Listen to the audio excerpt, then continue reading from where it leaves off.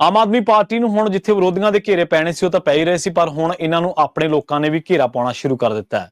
Aam Aadmi party ਦੇ budget ਇਜਲਾਸ ਦੇ ਦਰਮਿਆਨ ਇਹਨਾਂ ਦੇ ਆਪ ਦੇ ਵਿਧਾਇਕਾਂ ਨੇ ਇਹਨਾਂ ਦੀਆਂ ਜਿਹੜੀਆਂ ਲਾਪਰਵਾਹੀਆਂ ਜਾਂ ਕਮੀਆਂ ਨੇ ਉਹਨਾਂ ਦਾ ਪਰਦਾਫਾਸ਼ ਕਰਨਾ ਸ਼ੁਰੂ ਕਰ ਦਿੱਤਾ ਪਰਦਾਫਾਸ਼ ਕਰਨਾ ਸ਼ੁਰੂ ਕਰ ਦਿੱਤਾ। ਆਮ ਆਦਮੀ ਪਾਰਟੀ ਨੂੰ ਹੁਣ ਜਦੋਂ ਇਜਲਾਸ ਹੋ ਰਿਹਾ ਸੀਗਾ ਤਾਂ ਆਪਣੇ ਹੀ ਵਿਧਾਇਕਾਂ ਵੱਲੋਂ ਨਾਰਾਜ਼ਗੀ ਜਾਂ ਆਪਣੇ ਹੀ ਮੰਤਰੀਆਂ ਨੂੰ ਤਕੜੀ ਜਿਹੜੀ ਕੁਐਸਚਨਿੰਗ ਹੈ, ਸਵਾਲ ਜਵਾਬ ਨੇ, ਤਿੱਖੇ ਸਵਾਲ ਜਵਾਬ ਨੇ, ਉਹਨਾਂ ਦਾ ਸਾਹਮਣਾ ਕਰਨਾ ਪੈ ਰਿਹਾ। ਜਦੋਂ ਇਹ ਚੱਲ ਰਿਹਾ ਸੀਗਾ ਇਸੇ ਦਰਮਿਆਨ ਇੱਕ ਜਿਹੜੇ ਵਿਧਾਇਕ ਨੇ ਉਹਨਾਂ ਨੇ ਤਾਂ ਇੱਥੋਂ ਤੱਕ ਕਹਿਦਾ ਸੀਗਾ ਕਿ ਸਾਡੇ ਹਲਕੇ ਦੀ ਗੱਲ ਨਹੀਂ ਹੁੰਦੀ ਜਾਂ ਸਾਡੀਆਂ ਤੁਸੀਂ ਮੰਗਾਂ ਨੂੰ ਧਿਆਨ ਦੇ ਵਿੱਚ ਨਹੀਂ ਰੱਖਦੇ, ਅਸੀਂ ਕੀ ਗੁਜਰਾਤ ਦੇ ਵਿੱਚ ਆਉਣੇ ਆ। ਸੋ ਉਹ ਜਿਹੜੇ ਦਵਿੰਦਰਜੀਤ ਸਿੰਘ ਲਾਡੀ ਢੋਸ ਉਹਨਾਂ ਨੇ ਵੀ ਕਾਫੀ ਤਲਖ ਕਲਾਮੀ ਦੇ ਨਾਲ ਸਰਕਾਰ ਨੂੰ ਸਵਾਲ ਕੀਤੇ। ਤੇ ਇਹਦੇ ਨਾਲ ਇੱਕ ਜਿਹੜੇ ਮੋਹਾਲੀ ਤੋਂ ਸੀ ਹੈਗੇ ਨੇ ਐਮਐਲਏ ਕੁਲਵੰਤ ਸਿੰਘ, ਉਹਨਾਂ ਨੇ ਹੈਲਥ ਮਿਨਿਸਟਰ ਨੂੰ ਤਿੱਖੇ ਸਵਾਲ ਕੀਤੇ। ਹੈਲਥ ਮਿਨਿਸਟਰ ਨੂੰ ਇਸ ਤਰ੍ਹਾਂ ਕਿਹਾ ਕਿ ਜਿਹੜਾ ਤੁਸੀਂ ਡਾਟਾ ਚੱਕੀ ਫਿਰਦੇ ਹੋ ਇਹ ਡਾਟਾ ਜਿਹੜਾ ਉਹ ਸੱਚਾ ਨਹੀਂ ਹੈ, ਝੂਠਾ ਹੈ।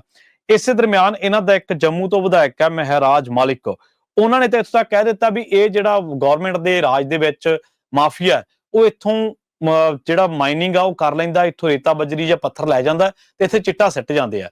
ਸੋ ਪਹਿਲਾਂ ਤਾਂ ਸਿਆਸਤਦਾਨ ਜਾਂ ਸਿਆਸੀ ਪਾਰਟੀਆਂ ਇਹ ਕਹਿੰਦੀਆਂ ਹੁੰਦੀਆਂ ਸੀਗੀਆਂ ਕਿ ਇਹ ਜਿਹੜੇ ਦੋਸ਼ ਲਾਏ ਗਏ ਨੇ ਸਿਆਸਤ ਤੋਂ ਪ੍ਰੇਰਿਤ ਨੇ ਤੇ ਵਿਰੋਧੀਆਂ ਦਾ ਤਾਂ ਕੰਮ ਹੀ ਇਹ ਆ। ਹੁਣ ਆਪ ਵਾਲਿਓ ਕਿਹੜੇ ਮੂੰਹ ਦੇ ਨਾਲ ਤੁਸੀਂ ਜਵਾਬ ਦਿਓਗੇ, ਕਿਉਂਕਿ ਤੁਹਾਨੂੰ ਵਿਰੋਧੀਆਂ ਨੇ ਨਹੀਂ ਤੁਹਾਡੇ ਆਪਣੇ ਨੇ ਸਵਾਲ ਜਵਾਬ ਕੀਤੇ ਨੇ। ਸੋ ਆ ਜਿਹੜਾ ਇਜਲਾਸ ਆ ਆਮ ਆਦਮੀ ਪਾਰਟੀ ਨੂੰ ਕਾਫੀ ਮਹਿੰਗਾ ਪਿਆ, ਪਰ ਇਹਨੂੰ ਹੁਣ ਕਈ ਲੋਕ ਕਈ ਹੋਰ ਤਰੀਕਿਆਂ ਦੇ ਨਾਲ ਵੀ ਦੇਖ ਰਹੇ ਨੇ ਕਿ ਆਪ ਦੇ ਵਿਧਾਇਕ ਹੁਣ ਬਾਗੀ ਹੋ ਗਏ ਨੇ ਜਾਂ ਫਿਰ ਉਹਨਾਂ ਨੂੰ ਹਲਕੇ ਦੇ ਵਿੱਚੋਂ ਹੀ ਹੁਣ ਆਪਣੇ ਹਲਕੇ ਦੇ ਵਿੱਚੋਂ ਲੋਕਾਂ ਦੇ ਤਿੱਖੇ ਸਵਾਲਾਂ ਦਾ ਸਾਹਮਣਾ ਕਰਨਾ ਪੈਂਦਾ। ਆਖਿਰ ਇੱਕ ਚੁੱਪ ਬੈਠਾ ਬੰਦਾ ਕਿੰਨਾ ਕੁ ਚਿਰ ਨਮੋਸ਼ੀ ਚੱਲੂਗਾ, 3 ਸਾਲ ਉਹਨਾਂ ਨੂੰ ਬੀਤ ਚੁੱਕੇ ਨੇ। ਸੋ ਆਮ ਆਦਮੀ ਪਾਰਟੀ ਦੇ ਹੀ ਵਿਧਾਇਕਾਂ ਨੇ ਆਮ ਆਦਮੀ ਪਾਰਟੀ ਦੇ ਇਜਲਾਸ ਦੇ ਦਰਮਿਆਨ ਮੰਤਰੀਆਂ ਨੂੰ ਵਕਤ ਪਾਈ ਰੱਖਿਆ।